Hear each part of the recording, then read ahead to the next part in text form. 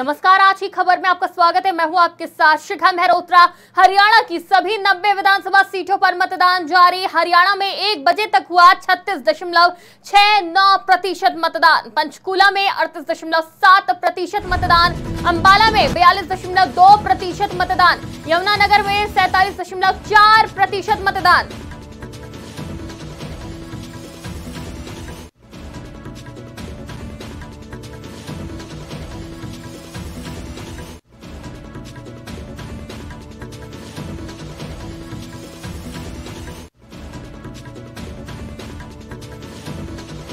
कुरुक्षेत्र में 43.9% मतदान। कैथल में 44.5% मतदान।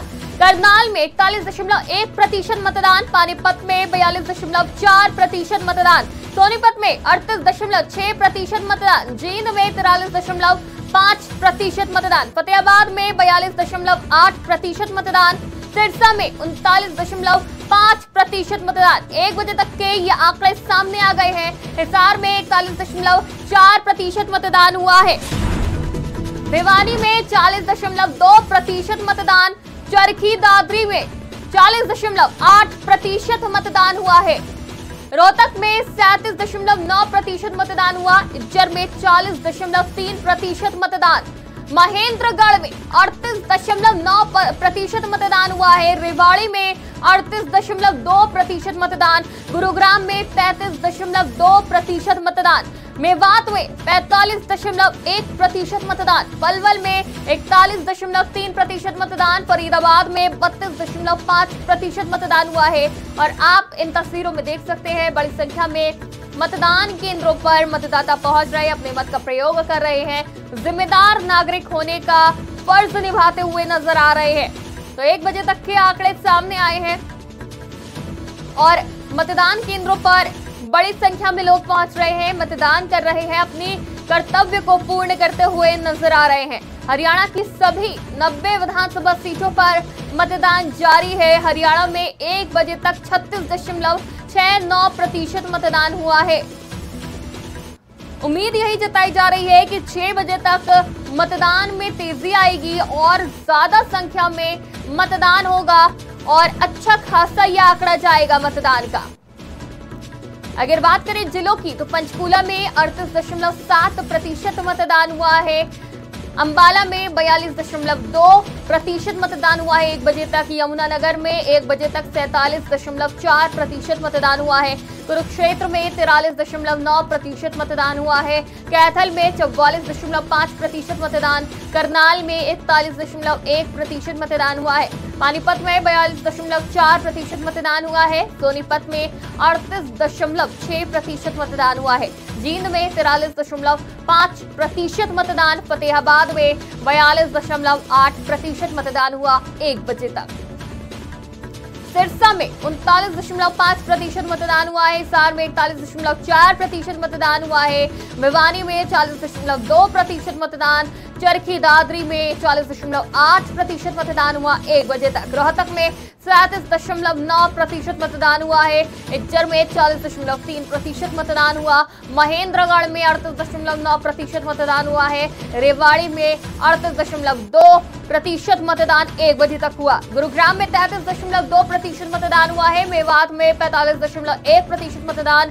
पलवल में 41.3% मतदान हुआ है। फरीदाबाद में 32.5% मतदान हुआ है। तो सुबह से मतदान जारी है 7 बजे से शाम 6 बजे तक ये मतदान जारी रहेगा। उम्मीद यही जताई जा रही है कि बड़ी संख्या में मतदान केंद्रों पर मतदान होंगे और चुनाव आयोग ने भी 100% मतदान कराने की पूरी कोशिश करी है। अब देखना ये होगा कि असर कितना हुआ है चुनाव आयोग द्वारा अपील का। प्रधानमंत्री नरेंद्र मोदी ने भी जनता से वोट की अपील करी थी, पहले मतदान फिर जलपान की अपील करी थी। बड़ी संख्या में लोग पहुंच रहे हैं मतदान केंद्र। जो फर्स्ट टाइम वोटर हैं उनमें भी काफी उत्साह देखने को मिल रहा है, बड़ी संख्या में पहुंच रहे हैं, अपने हक को समझ रहे हैं और किन मुद्दों को देखते हुए उन्हें वोट करना है इस बात की भी उन्हें समझ है और वो मतदान कर रहे हैं।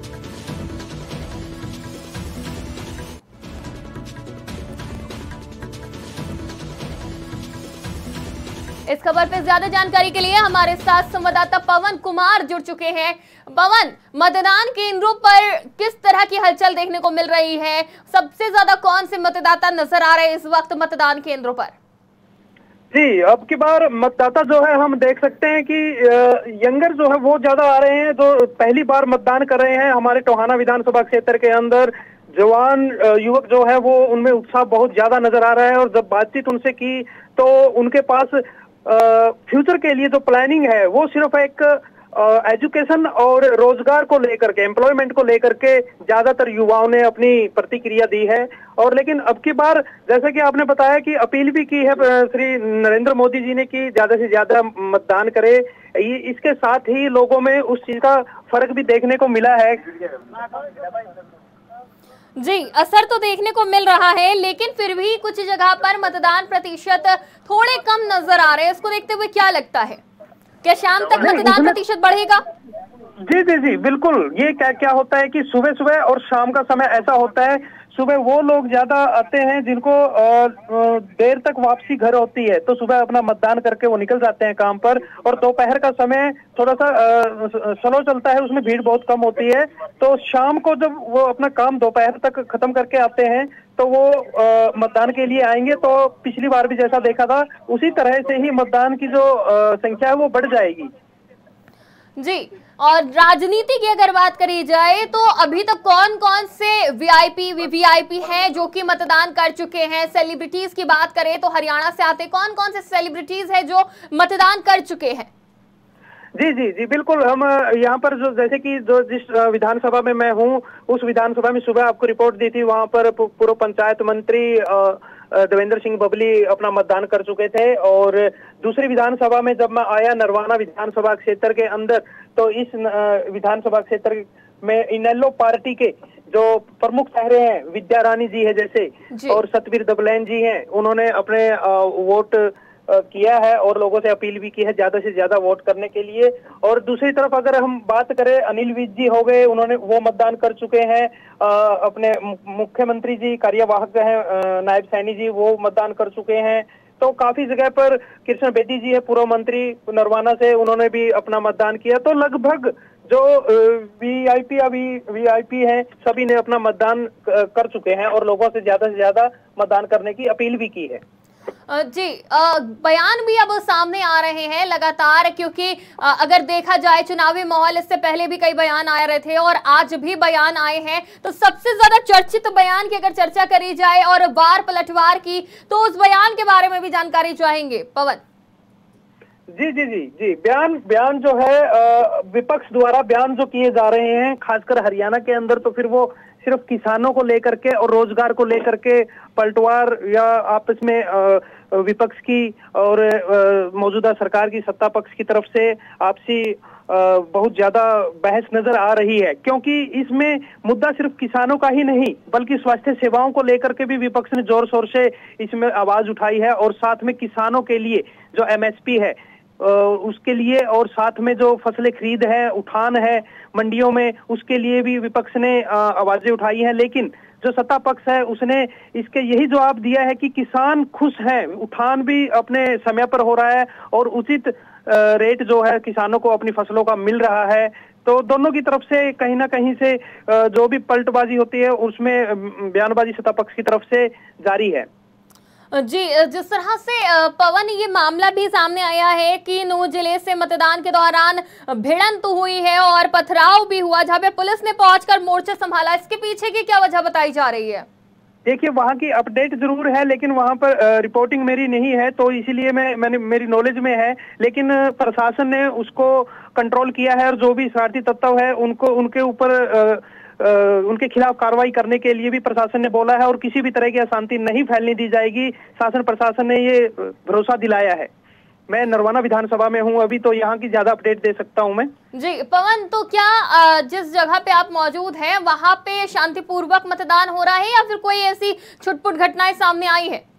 नहीं, मेरे जो आसपास हैं 4 से 5 विधानसभा क्षेत्र जो हैं, नरवाना है, रतिया है, उकलाना, बरवाला, टोहाना, यहाँ पर बिल्कुल शांति प्रिय ढंग से चुनाव चल रहा है। किसी तरह की अप्रिय घटना नहीं है। शासन प्रशासन अपने पुख्ता प्रबंध के साथ हर तरह से कोऑपरेट कर रहा है और किसी भी तरह की अशांति या अप्रिय घटना होने की अब तक कुछ भी नहीं है। लेकिन सुबह के समय में कुछ बूथों पर सिर्फ एक मशीनें जो हैं ईवीएम को लेकर, गड़बड़ी को लेकर के, यानी कि खराब हो गई थी, सिर्फ इसी को लेकर के ही थोड़ी अड़चने आई थी। वो भी साथ के साथ जो अधिकारी थे उन्होंने टेक्निकल फॉल्ट था उसको दूर किया और सुचारू रूप से वोटिंग शुरू करवा दी थी। जी, जिस तरह से कांग्रेस बार बार जीत का दम भर रही है, उसको विश्वास है कि इस बार कांग्रेस की सरकार आ रही है, तो दूसरी तरफ भारतीय जनता पार्टी भी जीत का दम भर रही है। लेकिन वोटरों के उत्साह को देखकर क्या लग रहा है पवन? जी बिल्कुल, अब की बार दूसरी ओर तो जहां भारतीय जनता पार्टी अपना दावा पेश कर रही है कि हम तीसरी बार सरकार बनाएंगे, लेकिन दूसरी तरफ कांग्रेस पार्टी अपना पूर्ण बहुमत स्पष्ट कर रही है कि हम पूर्ण बहुमत के साथ इसमें आएंगे। लेकिन जहां तक हम अपना विश्लेषण देखकर चलते हैं उस हिसाब से हम बता सकते हैं कि कांग्रेस पार्टी के अंदर चाहे किसी भी तरह की बयानबाजी हो, आपने भी सुनी है, तरह तरह की बयानबाजी ऐसी आती है जो लोगों में रोष पैदा करती है। और भारतीय जनता पार्टी की बात करें तो काफी मुद्दे हैं जिनको लेकर लोगों में इतना रोष है। किसानों का मुद्दा हो, चाहे सरपंचों का मुद्दा हो, या फिर रोजगार को लेकर के, एजुकेशन, पेपर लीक मामले को लेकर के हो, तो उसकी वजह से मुझे लगता है कि स्पष्ट बहुमत किसी पार्टी का नहीं आएगा। ये कहीं ना कहीं स्पष्ट बहुमत से पीछे रहेंगे और निर्दलीय जो हैं, जिनमें रोष है, जिनको टिकट नहीं मिली, चाहे भारतीय जनता पार्टी हो चाहे कांग्रेस हो, उनको टिकट नहीं मिली तो वो निर्दलीय तौर पर काफी इलेक्शन लड़ रहे हैं। कहीं ना कहीं अहम भूमिका रहने वाली है अब की बार निर्दलीय जो उम्मीदवार उतरे हुए हैं मैदान में। जी पवन, हाई प्रोफाइल सीट की बात करें और उन सीटों की बात करें जहां पे त्रिकोणीय मुकाबला देखने को मिल रहा है, जहां आम आदमी पार्टी की वजह से पेच फंसता नजर आ रहा है, वो कौन कौन सी सीटें हैं? देखिए, इसके लिए मैं हरियाणा की बात नहीं कर सकता, लेकिन मेरे क्षेत्र के अंदर आते हैं जो 5 विधानसभा क्षेत्र हैं, वहां पर त्रिकोणीय मुकाबला 3 जगह पर है। नरवाना विधानसभा में जी, और रतिया विधानसभा में और बरवाला विधानसभा में। इन तीनों में कांग्रेस, बीजेपी और इनेलो प्रत्याशी के आपस में त्रिकोणीय मुकाबला कड़ा नजर आ रहा है। बाकी रह गया टोहाना और उचाना। यहाँ पर क्या है कि यहाँ पर 2 पार्टियों में ही कांग्रेस और बीजेपी का सीधा सीधा मुकाबला है। जी बिल्कुल, बहुत बहुत शुक्रिया हमारे साथ जुड़ने के लिए, तमाम जानकारी के लिए। इस खबर पे हमारे साथ संवाददाता पवन कुमार जुड़े हुए थे।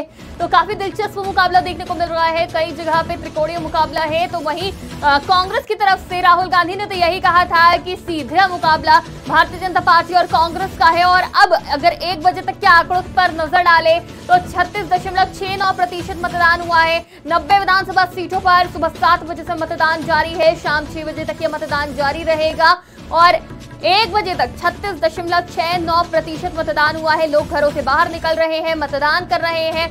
अगर अलग अलग जिलों की बात करी जाए तो पंचकूला में 38.7% मतदान हुआ, अंबाला में 42.2% मतदान हुआ है, यमुनानगर में 43.4% मतदान, कुरुक्षेत्र में 43.9% मतदान, कैथल में 44.5% मतदान, करनाल में 41.1% मतदान हुआ है, पानीपत में 42.4% मतदान हुआ है, सोनीपत में 38.6% मतदान हुआ है, जींद में 43.5% मतदान, फतेहाबाद में 42.8% मतदान हुआ है।